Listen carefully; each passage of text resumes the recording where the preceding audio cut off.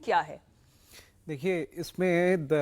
अभी जिस कक्षा में हमारा प्रोपल्शन मॉड्यूल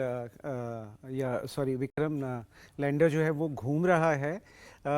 वो अगर उससे उसी स्पीड से चलता रहेगा तो वो वैसे ही घूमता रहेगा। अब हमें उसको एक दूसरी कक्षा में लाना है, चंद्रमा का जो ग्रेविटेशनल फोर्स है उसके पुल में लाना है, और जब वो उधर आ जाएगा तो उसके बाद हमारा लैंडिंग का प्रोसेस शुरू होगा। लेकिन ये हम एकदम से नहीं कर रहे हैं, हम इसको धीरे धीरे कर रहे हैं, क्योंकि ये एक टाइम जो 23 तारीख से लेकर और आज के बीच का जो टाइम है 4-5 दिन का, उसमें हमारा एक करेक्टिव मेजर्स, मतलब कि जो हमने प्लान किया था क्या सब कुछ उसी हिसाब से हो रहा है, और जो भी हमारा उसमें पेलोड था या जो भी सिस्टम से वो परफेक्टली काम कर रहे हैं या नहीं, उनको जांचा जाएगा। और उसके बाद जैसे कि जो हम सॉफ्ट लैंडिंग की बात करते हैं, जैसे कि एक जब पक्षी को कभी आसमान से उड़ते हुए जब जमीन पर बैठता है तो आप देखते हैं कि वो अगर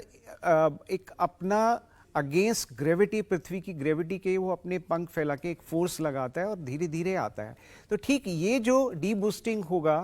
एक तो स्पीड कम है, और दूसरे राउंड में हम देखेंगे कि हमारा जो विक्रम लैंडर है उसका ओरिएंटेशन भी चेंज होगा। अभी वो एक कहें कि उसको एक वर्टिकल शेप में लाया जाएगा जिससे कि वो सीधा नीचे आ सके। अभी क्या है, वो उसका जो ओरिएंटेशन है वो अलग है, हॉरिजॉन्टल है, उसको एक वर्टिकल उसमें किया जाएगा। तो ये पूरा प्रोसेस जो है ऑलरेडी जिस तरीके से प्लान किया गया था, इसमें मैं आपको एक बात बता दूं कि हम लोग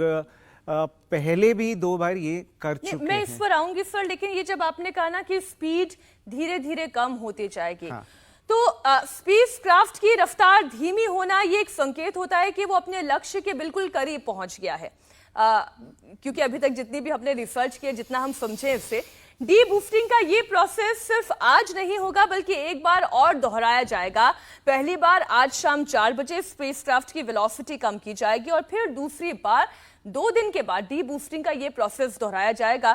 कपूर साहब, आप पहले तो ये थोड़ा समझाएं कि ये डी बूस्टिंग का प्रोसेस 2 बार दोहराया जाना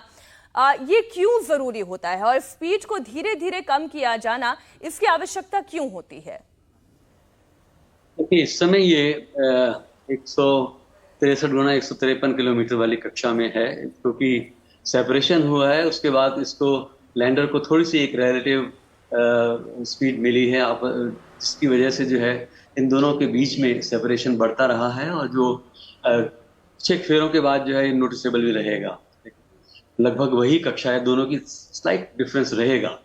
लेकिन अब हमारा जो फोकस है वो लैंडर रोवर पर है, जिसकी की कक्षा को हम कुछ चरणों में जो है धीरे धीरे हम कम करेंगे। इसका मतलब है कि जो फॉरवर्ड स्पीड है, अगर हम उसको थोड़ा कम करेंगे, ये थोड़ा सा चंद्रमा की तरफ गिरेगा और ये एक नई कक्षा हासिल कर लेगा। तो ये फायरिंग जो है इंजन की इस प्रकार से की जानी है ताकि एक इच्छित कक्षा हमको मिले। तो इसरो के हिसाब से अगर मैं जाऊं तो जो अभी आज के डी बूस्टिंग में जो इच्छित कक्षा है वो 120 गुना 150 किलोमीटर वाली, और इसकी नेक्स्ट बूस्टिंग में जो है नेक्स्ट डी बूस्टिंग में जो कक्षा है वो 30 गुना 150 किलोमीटर की है। तो देखना है कि किस हद तक जो है इन फिगर्स के आसपास की कक्षा मिलती है। और फाइनली जो है जो भी कैलकुलेशंस मेरे सामने नजर आई थी कि किस प्रकार से 23 तारीख को जो है इसकी उतार होनी है, तो उसमें 30 गुना 100 किलोमीटर वाली कक्षा की उसमें बात है। तो ये अब मैं आज जो भी डी बूस्टिंग जब होगी उसके बाद क्या कक्षा आती है, और अगली डी बूस्टिंग शायद कल होगी या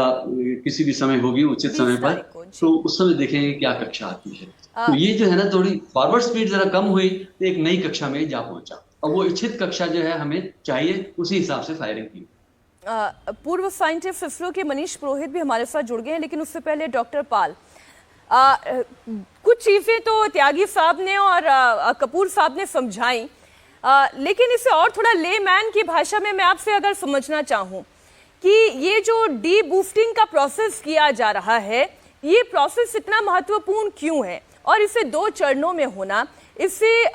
रोवर क्या हासिल करेगा, या साइंटिस्ट इस प्रक्रिया को अगर आजमा रहे हैं, क्योंकि अभी आगे आगे हम जैसे कार्यक्रम में बढ़ेंगे हम देख रहे हैं कि रशिया भी एक रोवर लेकर जा रहा है, हमसे बाद में उठाती हूँ। ये इस वक्त आज के दिन के बारे में जो कहा जा रहा है कि ये बहुत इंपॉर्टेंट होने वाला है, डी बूस्टिंग होने वाली है, इसे फिर दोहराया भी जाएगा। ये डी बूस्टिंग